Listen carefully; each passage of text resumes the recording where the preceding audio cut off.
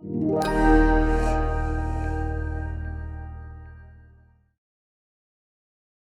good morning and Assalamualaikum to our beloved host, Datin Paduka Marina Mahathir, and the other speakers here. I'm not sure how many of the speakers are here, and also to all the participants. Okay, I don't want to share tips because I think you have heard enough already, lots of tips from the other presenters, right? So I'm here today, I want to share my story, how I transformed from an ordinary woman and become an adventure rider. Okay, oops. Okay, never mind. So is this the slideshow? Yeah, okay. So my story goes like this. One time, there was this woman so madly in love. She was at that time just a plain woman, never left her country, never went out of her country alone, except for Singapore and Indonesia, and that was with her mom. So because of her love for this guy, who was a Spanish, she challenged herself to travel alone to meet him in Spain. So she went backpacking to Europe. Yeah, she met her lover, but unfortunately, he didn't treat her as how she treated him when he was in Malaysia. Yeah. Okay, but don't be sorry yet. Don't be sorry yet. Yeah. So she came back to Malaysia, yeah, a little bit heartbroken. But then the good thing is that she developed interest in traveling after that, because of her first experience going to Europe was a successful one, even though that was her very first solo backpacking, and she went to Europe alone. So after that, she started to travel more, and after that, she met another person, again in the internet, as the first guy whom she met in the internet, but this time, this guy was a Malaysian. So she thought that she had met the love of her life, the one who loves to travel, goes backpacking, you know, what she wants in a man. So she thought that she found him already. But again, things didn't always happen as we want it to be, right? So, yeah, to cut the story short, then, she married this guy, but then it didn't last. And then when she was having a very difficult time, she had to decide what to do, whether to continue with the marriage or to end it. So at that time, well, actually the she is me, okay? I'm talking about myself. Okay, so at that time, when I was thinking about what I want to do with my life, I was almost crazy. To tell you honestly, I was almost crazy at that time. So I told myself, okay, before I go crazy, I want to do something crazy first. But at that time, I do not know what crazy thing that I want to do. Then, so happened that I read a blog about a cyclist. His name is Zaharis Huzaima. Maybe some of you know him through his famous documentary in TV Al Hijrah, dengan basikal Aku Menjelajah. So I read his blog. At that time, he was not as famous as now. So I read his blog and I looked at the beautiful pictures which he shared in his blog. The places which he went to was Kyrgyzstan. So, being a backpacker at that time, I really want to see the beautiful lakes, beautiful rivers, which he shared in his blog. So I contacted him and I asked him how to go to these places.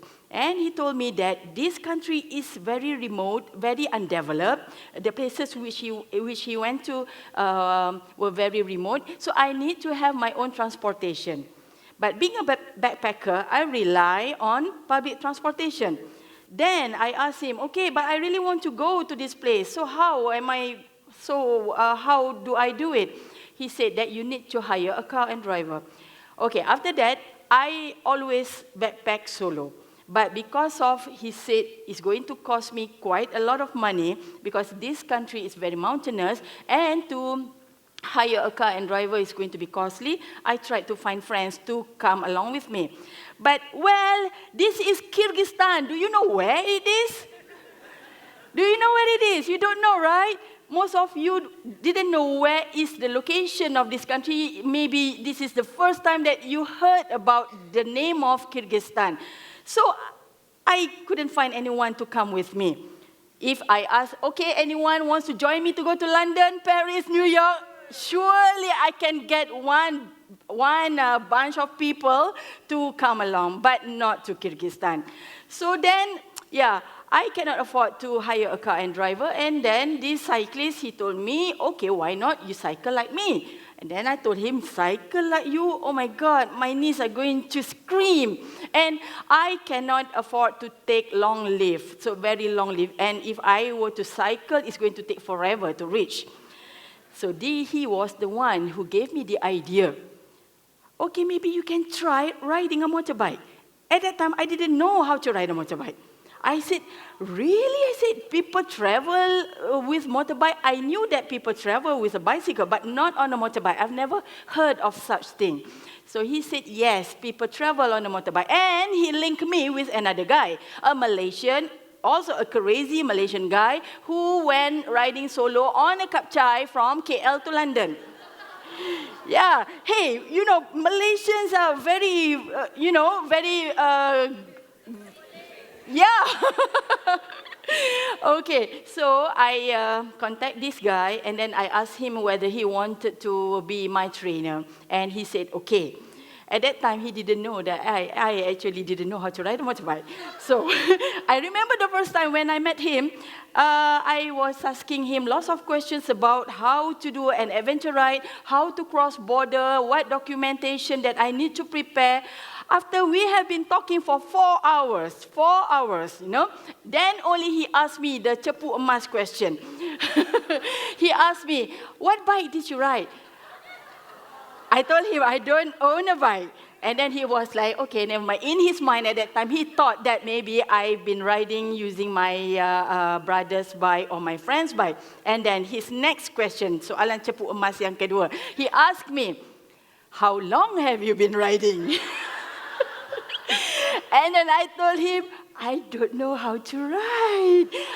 I don't even have a license. I mean, a riding license. I don't own one.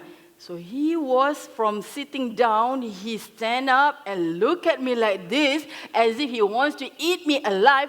And then he told me, do you have any idea how long I've been sitting here talking with you about adventure riding, and yet you don't even know how to ride a motorbike?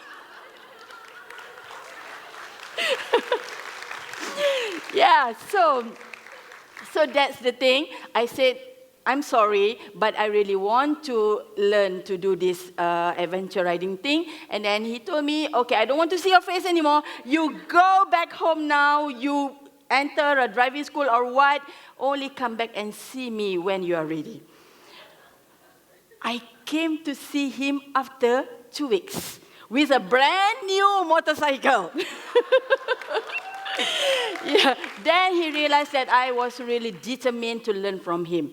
Then, you know, I remember that the day when I met him with the new motorbike, at that time, I just registered myself 5 days at the driving school to learn to ride a motorbike. And 5 days after that, I rode solo from Ipoh, my hometown, to his shop. He got a workshop in Kelang. And then to KL and back to Ipoh. I remember the very first time I'm riding on the highway. You just imagine the bike is brand new, so I cannot ride fast, and I don't dare to ride fast either.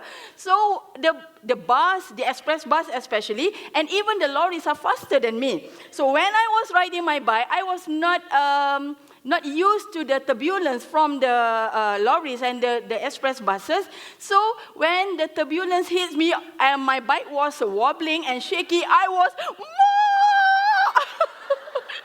it was really scary at that time. But I made it to his workshop, and then he prepared my bike. And then we went for an adventure ride for 22 days. And the first day when we started, I was, at that time, only 43 days of riding experience. We crossed the border already. From Malaysia to Thailand, we went a little bit to Myanmar, and then back to Thailand, and then to Laos until the border between Laos and China, and then to Cambodia, back to Thailand, and back to Malaysia. I fall 6 times. You know, I am very new to adventure riding. You know, I am not skillful, and he has taken me to the difficult road. So at that time, my GPS was broken, my windshield, my motorbike windshield was broken, and my handlebar was bent, and we need to replace to a new one. And fortunately, I was not badly injured, just some bruises here and there. But 6 times, you know, I fought 6 times. And then I remember on the last day, you know, the first time I fell was on the 4th day of riding.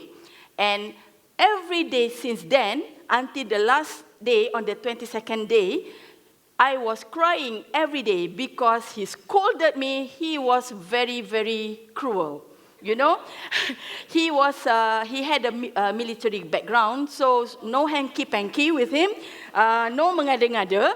So, you know, he treated you like you are a man, and he scolded me every day using very, very harsh words. And I remember the last day, we already reached Malaysia, safe.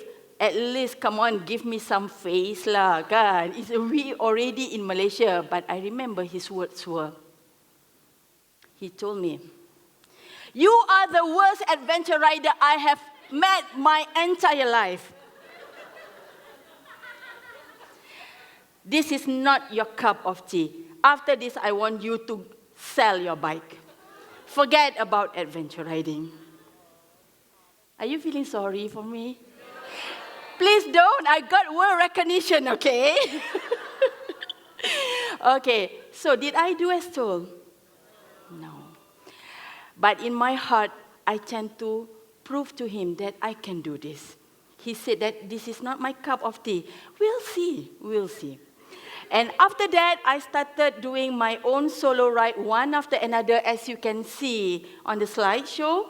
So I went from one places to another. And 3 years after that, I went for my epic journey around the world, solo on a motorbike. Thank you. Okay, can I have the PowerPoint, please?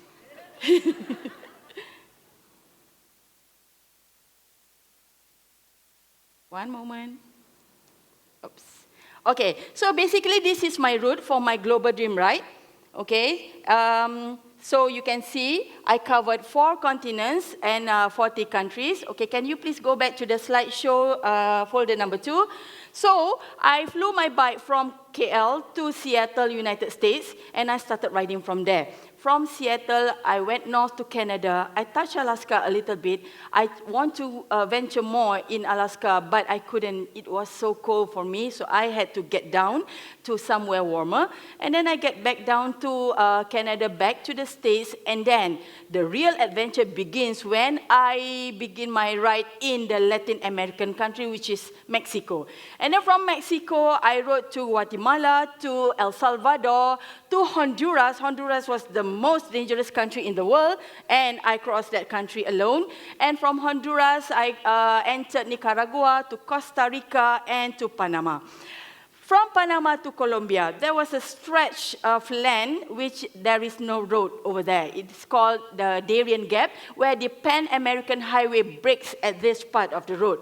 At this part of the stretch. So I need to either flew my bike or to ship my bike to get me from Panama to Colombia. And I choose to take a boat to cross to Colombia. So from Colombia, I rode to Ecuador, from Ecuador to Peru, from Peru to Bolivia, Bolivia to Chile, Chile to Argentina. And then I reached the southernmost of the world, which is Ushuaia. It was really difficult to reach this place. God knows what I've been through. You can see in a video later, which I'm going to share with you. It is really, really crazy with the wind, with the chill, you know, but I made it there. And then from Ushuaia, I rode back north to Buenos Aires. And I arrived at the Malaysian Embassy in Buenos Aires, which marks the completion of halfway of my journey. From Buenos Aires, I flew my bike to London, and then from London to Paris, and then I did France, from France to Spain, Spain to Portugal, and then back to Spain, back to France, to Monaco, and then I entered Italy. And after Italy, I took a ferry to Croatia, and I started to do Balkans, from Croatia to Bosnia, Bosnia to where I forgot already, Bosnia to Montenegro, and then Albania, and then Macedonia, and after Macedonia, I entered Greece. After Greece, I reached Turkey, and that was the last continent for me, Asia. From Turkey, I entered Iran, and then to the Stans. The first time I rode in Stans was in 2013. Remember I told you that I want to visit Kyrgyzstan? I did that after learning to ride for 1 year. You know, okay? And then I repeat the Stans again because I love the country, the region so much, especially Kyrgyzstan, which I regard as the most beautiful country in the world. And then from Kyrgyzstan, I entered Tajikistan, and then back to Kyrgyzstan, and then to Kazakhstan, and after that to Russia. I rode all the way. This is also, you know, it seems like every end point of my journey, the southernmost, the easternmost, was really, really difficult. And then I reached Vladivostok, which was the easternmost point of my ride. And then from Vladivostok, back to middle of Russia, and then to Mongolia.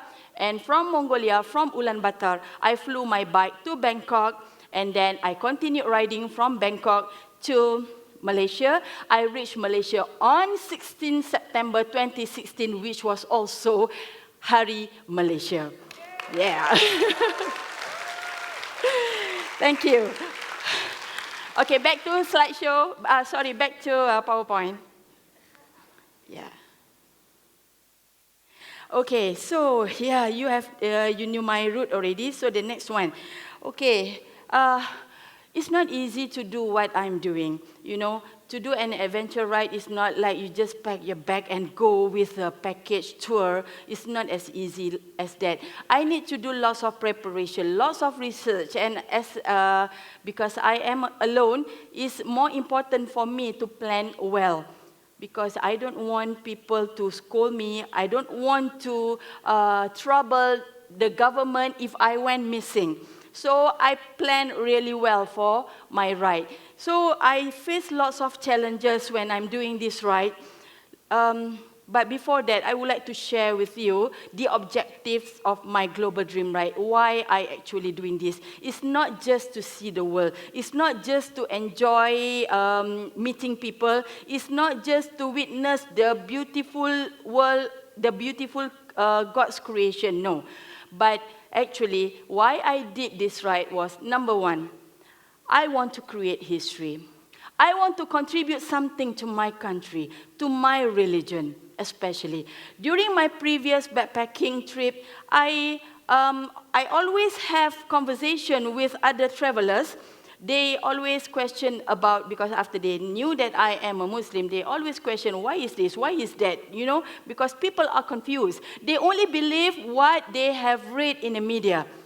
So, I'm doing this right, I'm thinking, okay, I want to correct this negative or this wrong perception about my religion. I want to tell them that Islam is not as bad as you think. Yes, of course, there are discrimination on women happening, but that is not the practice of the religion.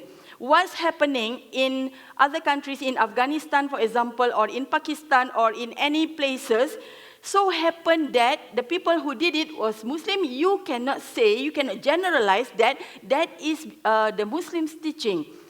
What's happening in those countries are the practice of the ethnic themselves. They didn't want their women to be smarter than the men, because later it's going to be very difficult for the men to control the women. Why did you laugh? I'm not making joke. Okay. But that is true, right? Okay. So this is what I've been doing.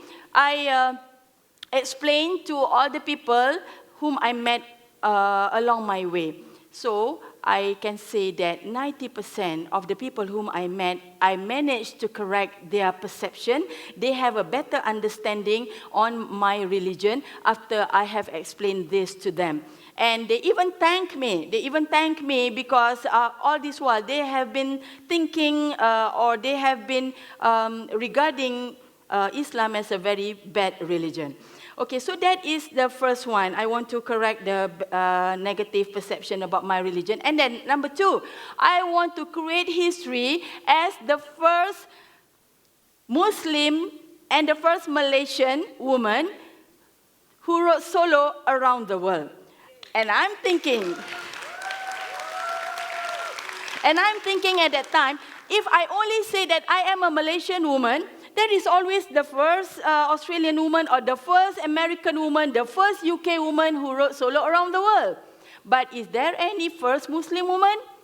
Not yet. Not yet. And you know, there are many countries in this world are occupied by Muslim people, or it's a Muslim countries. So I want to have a world, I want to create a world history. So how am I going to do that?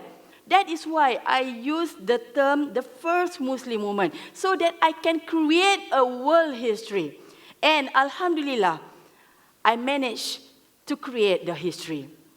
And also not only become the first Muslim woman who wrote solo around the world, do not forget that the first Muslim woman who wrote solo around the world came from a country as small as Malaysia.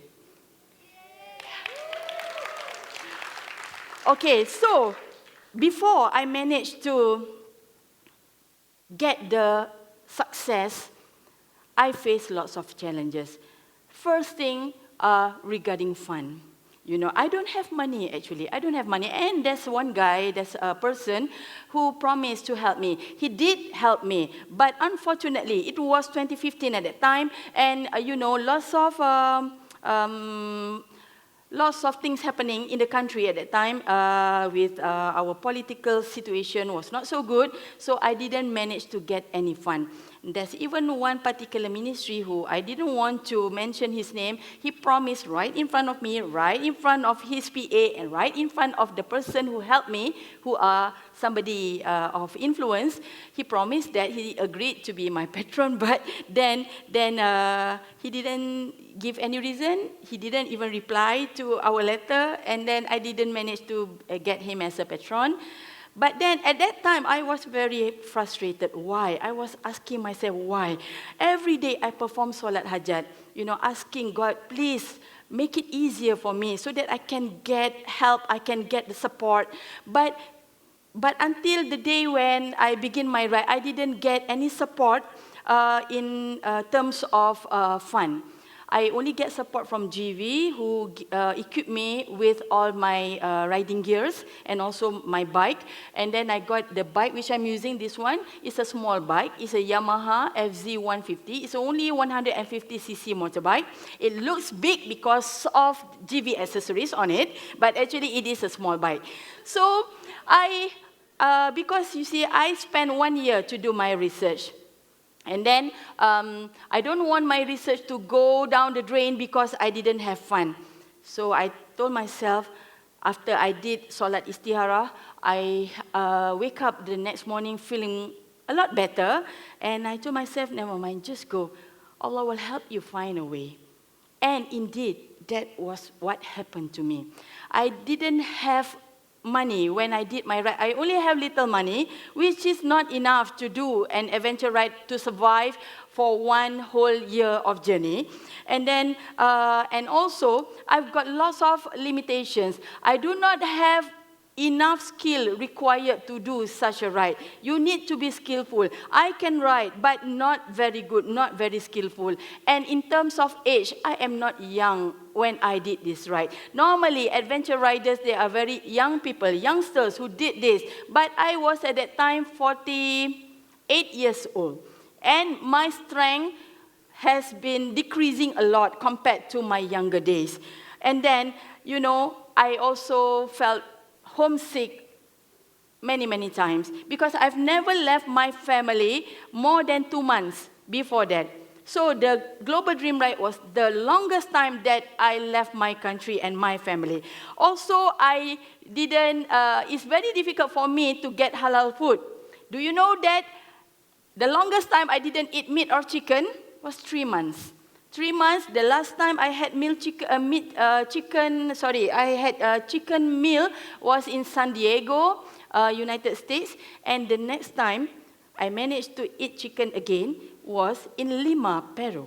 3 months after that, and that is because I stayed with the staff of Malaysian embassy in Lima. So I remembered that the wife cooked ayam masak lemak cili padi. It tasted so good that I cried. Really, I cried because it tasted so good. I have forgotten how was the taste of chicken. Oh my God, I hope I don't have to face that kind of, torture because I'm not a vegetarian. So, not being able to eat meat or chicken for 3 months was a big torture. Yeah, and also I have language barrier. The moment I entered Mexico, no more English, no English, you hablo español. I do not know any Spanish words except uno, dos, tres. 1, 2, 3. I don't know any other words. It was so difficult, especially when you are taking in your own vehicle into the country because you need to do customs declaration. You need to prepare some paperwork to enter these countries. But when there's a breakdown in communication, then how do you manage? So I have to learn. Slowly, I learn from YouTube when I get internet, and then I ask people around. And also, I have to face very, very cold weather. Because I don't have much money, you see, I have to survive very little. I camp a lot. Just imagine when I was in Alaska, the temperature was -20, and I camped. Can you imagine how cold it was? -20, and I don't have proper gears. I don't have a good quality sleeping bag.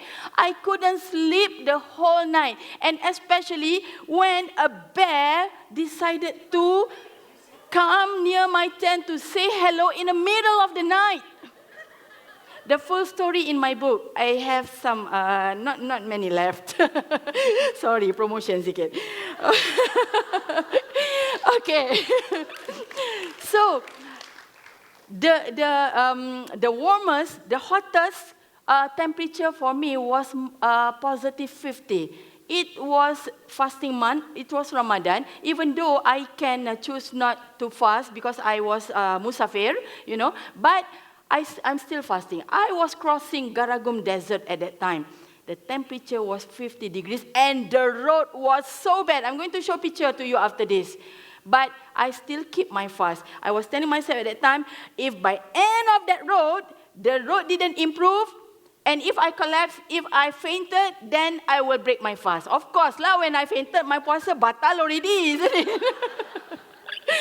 So those are the challenges which I face, and also starting from the second day of my ride, it rained every day. So just imagine from Seattle, I'm riding north to Canada and Alaska, and I'm going north and north, so it's getting chillier and chillier because it was already middle of September at that time, and because of rain, so it gets very, very cold, and I was riding. When it is very cold, I didn't realize that I'm putting more force on my hands, and I grip the handle so hard, and because of that, I got my nerve got trapped beneath my muscles, and it caused a severe pain from my neck to my left hand, and these 2 fingers were numb. I cannot feel it anymore. It was really, really painful, and I had to endure this pain for 2 months. So at that time, I'm thinking to myself, do I need to go back to Malaysia? Because by right, I must go back to Malaysia to get a medical treatment. But if I did that, even not going to Malaysia also, I don't even have enough money. If I fly back to Malaysia, then my fund will be shrinking, And another reason is, how can I come back to Malaysia? Because that happened on the second day. After 1 week of riding, I really cannot take the pain anymore. But if I go back to Malaysia, Malaysian will laugh at me. What is this woman saying? She wants to go around the world for 1 year, but after 1 week, she go back to Malaysia. So I cannot do that. I cannot do that. So I really have to bear the pain, tahan, and continue my journey. Okay, so, and then the next thing is, before I continue with the challenges, I don't want to say all the challenges lah. Of course, I see beautiful places as well, such as in this picture. I've never seen a rainbow as beautiful as this one. Okay, and then I also, for the first time in my life, I saw red grasses. Have you seen red grasses before? Yeah, so this is really beautiful, for me. Okay, and then this is one beautiful sunset. Oh, it's not the same. Here and here, not the same. Okay, so this is one beautiful sunset which I captured in El Salvador. And then, so this is, why tak ada? Okay, should have caption there. This is my picture on the salt flats of Bolivia. It's really beautiful over there. Okay, so this picture was when I was in Ecuador. So I was looking down the valley. At that time, when this picture was taken, I was looking down the valley, and I felt that, okay, I want to throw all the memories with him into the valley. But at that time, it was difficult for me to do it, because I still love him. But I said, no, I must throw it. So I throw it. Okay, so is this beautiful? Okay, you want to hear a story? But please promise me to keep this secret. For your information, I was lost. I was lost, but shh, please don't tell anyone. Okay, this picture was somewhere when I want to cross from Bolivia to Chile. I don't know where I am. Okay, and the challenges. I have to ride on lots of off-road. I can take gravels. Loose gravels, if a small one is okay, but there are certain places where the gravels are big, but gravels are not the worst part, okay? The worst part was when I had to deal with soft sands. I really hate riding on soft sands. You see, motorbike has only 2 tires. So when you ride on soft sands, then the rear tire will be like fishtail, So it started to wobble. And I don't have the skill, and my bike was heavy, but not heavy enough to fight with the wind, okay? So it's difficult to handle my bike when riding on soft sands like this. And also another one like this. This place is very beautiful. It's in Argentina, very beautiful. But as you can see in the picture, it was so deserted. No one there. I didn't meet anyone for five hours of riding. So it's just me, okay? And then, so this another thing which I really hate, riding in mud. But this is, when I'm riding in these countries, then I felt very, I really appreciate being born a Malaysian, because we don't have to face roads like this, except maybe if you go to Kampung Orang Asli. Okay, in Malaysia, at least our roads are good. Okay, and then this one is actually when the mud is dried a little bit, so it's not so bad. Okay, and then you see, this is the border between, it's already in Turkmenistan after I have crossed from Iran to Turkmenistan. It's paved, but can you see? In the picture, maybe, I don't know, maybe it's not so clear. It's paved, but can you see how badly sunken the road is? I cannot ride fast on this kind of road because the road was very bumpy. Another soft sand. So this was the time when I told you that I was fasting. 50 degrees Celsius, and I had to ride on soft sands like this for about 40 kilometers. The whole stretch was 120 kilometers. It took me more than 4 hours. In Malaysia, I can ride 160 kilometers, 170 kilometers in 1 hour. Sorry, I know the speed limit is 110, but I had a bigger bike. But not in these countries. You know, Turkmenistan is a very, very rich country. It's a country which produces oil and gas. You know, in Ashgabat, for example, the capital city, the president can have his statue made of pure gold. But does he care for the people? This is the kind of road they have there. Only in Ashgabat you can see good road, but not other places. Okay, and this one in Kazakhstan. Kazakhstan is also another rich country with oil and gas. But this is what the people get. So that is why I really feel appreciate and I'm grateful being born a Malaysian. Okay, so next challenge for me is the wind. Have you ever seen a signpost like this anywhere in the world? And did you realize anything funny about this picture? Anything funny? There is no trees, but why there is a signboard showing a banned tree? There is no trees there, meaning to say how windy this place is. So I want to show to you the kind of wind which I get when I'm doing my ride.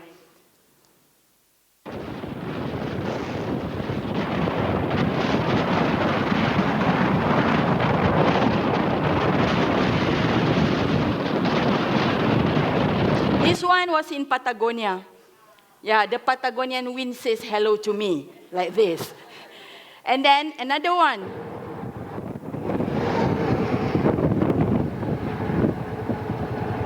This one was in Iran. And this one along the French Riviera. The Mistral wind was blowing.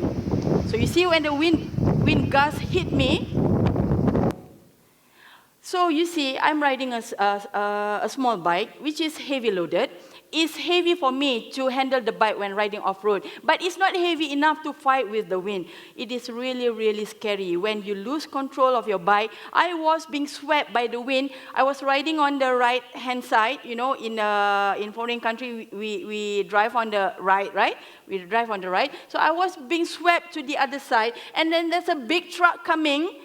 You see, I being swept right when the big truck was approaching.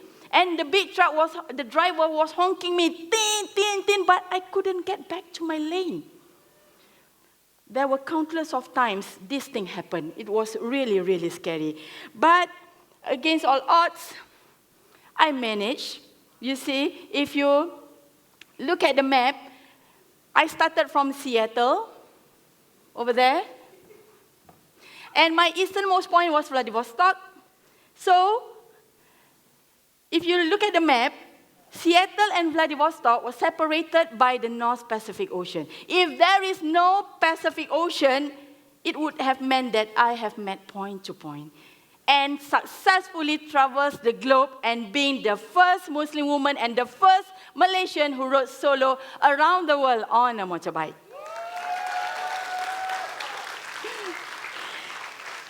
But this was not the end already, because I was sad when my story went viral. There are some Malaysian, I don't know what's wrong with our people these days. Yeah, I got lots of bashes from Malaysian people who don't understand why I'm doing this right. They said that it's a waste of money. And the worst part, they said that it's the waste of government's money. Hey, come on, when did the government sponsor my ride? I use my own money, please lah. So this time, I really realized why did in the first place God didn't help me to get a fund. Even when I'm using my own money also, I get bashes from my own people. What more if I get money from the government? I can't imagine what kind of bash I will get from the citizen of Malaysia. Okay? So, I also realized during my ride that sometimes I find myself in the middle of nowhere. And sometimes in the middle of nowhere, I find myself.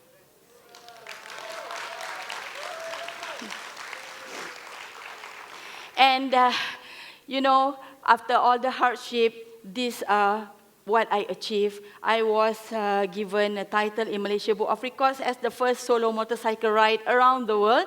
It didn't mention first man or first woman, because I am the first Malaysian actually who did that. Yeah, so it's a girls' power, women power. And then I was also recognized by the Asia Book of Records, and the title given was Bike Solo Ride Across the World Female. And I was the first Malaysian ever get a title in Asia Book of Records. I'm very proud of it.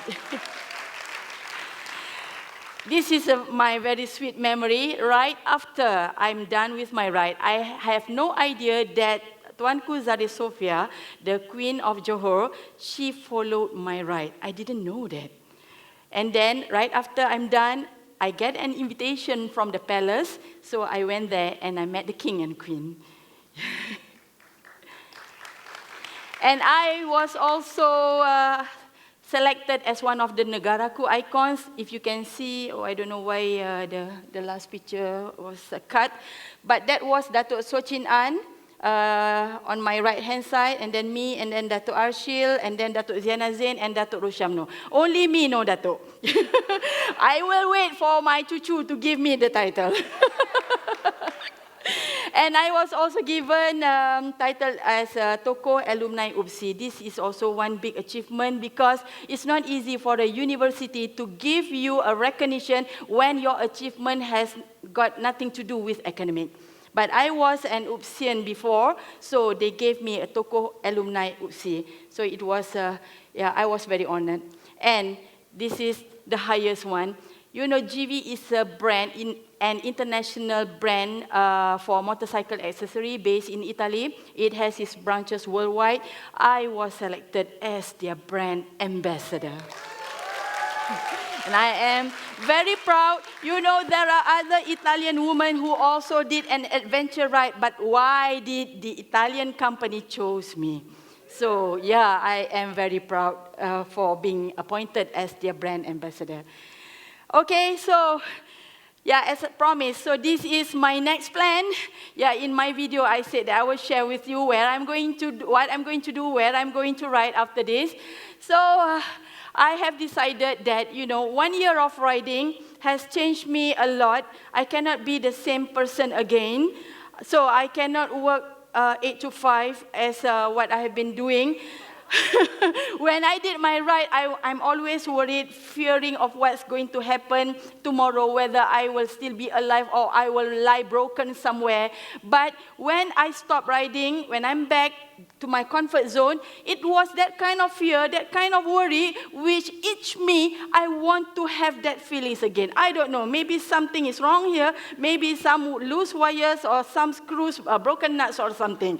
But this is what I want to do for my next project, and I hope that you here, everyone, all Malaysians can support me by giving me motivational words because it's not going to be easy. Again, I want to create history as the first Malaysian and the first Muslim woman who reached the Arctic Circle with the motorbike solo, who reached the tip of Alaska, and I want to ride to Antarctica, and also I want to ride my bike to Saudi. This is not easy because you know in Saudi they don't even let their women to drive. Only recently the Saudi women get permission to drive. So that's why I need some support for that.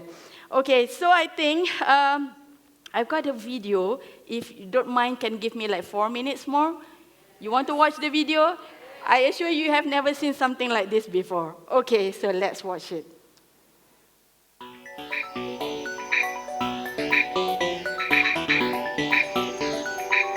Can you louder the volume, please, a little bit?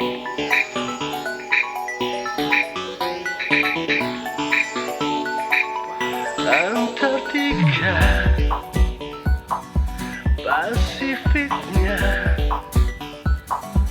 menggabungkan peta cinta rasa jiwa. Kutub utara, kutub selatannya, aku berani memberi salam dunia.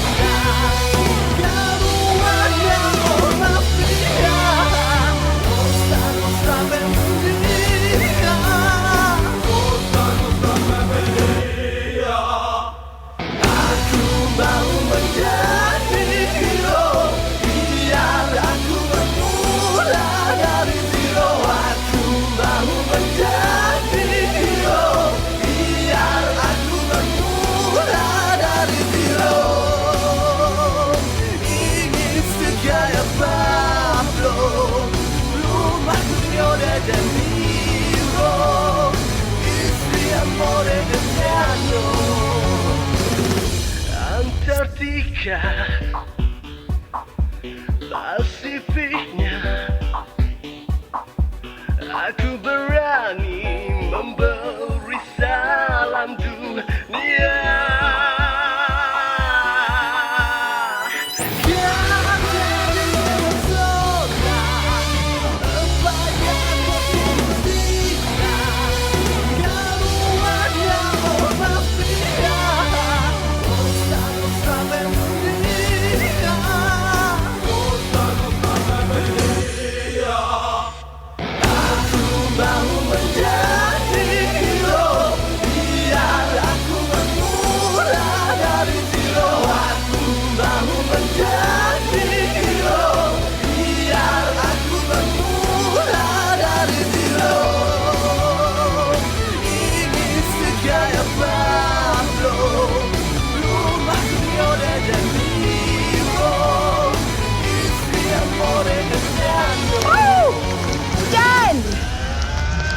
Madi!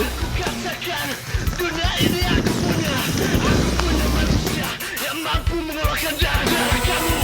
Kamu hanya boneka manusia yang penuh dengan dusta tanpa darah. Hey, biar aku susun dewata raya yang mampu mengibar bendera panji kemenangan. Hey, aku punya segala-gala, aku punya segala-gala, aku punya segala-gala.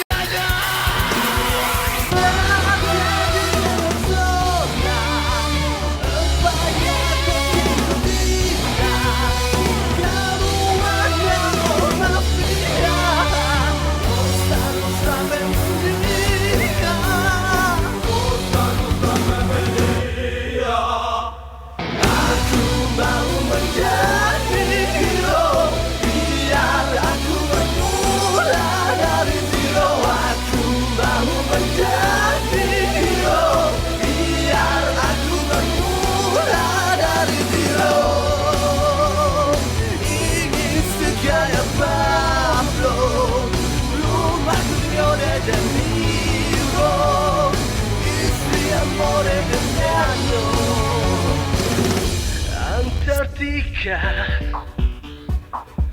Pasifiknya,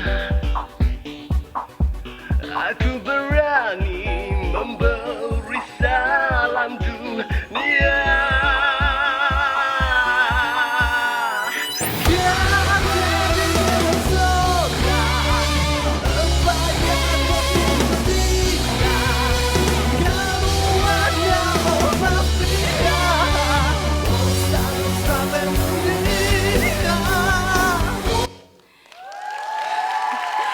Thank you very much. So there you go, ladies. 4 continents, 40 countries, 370 days, and 65,369 kilometers. And I became the first Muslim and the first Malaysian who rode solo around the world. And you know, the most important thing from my sharing is that I want you to know that don't ever let people confuse you with their words saying that you cannot achieve your dreams. Don't let them make you believe that you cannot do what you want to do. And most important thing, don't stop when God only put a comma, not a full stop, in achieving what you are trying to achieve. Like I told you, I didn't get a fund when I want to do this right, but I still pursue. And he helped me. He helped me by meeting me with very nice and kind people who helped me along my way, that even though without enough money, but I made it. I made it until I arrived Malaysia. So these are the important things. So I'm very sorry that I've taken more than I should, taken more time. So my last words will be, if the famous quote says that behind every successful man is his woman, behind Anita Yusof's success is a man who broke his heart, and his Sifu who challenged her to sell her bike. With that, thank you very much, everybody. Thank you, Anita. Just to let you know, Anita Yusof Global Dream Ride, her book, anda ini takdir yang ku Thank you pilih. so much.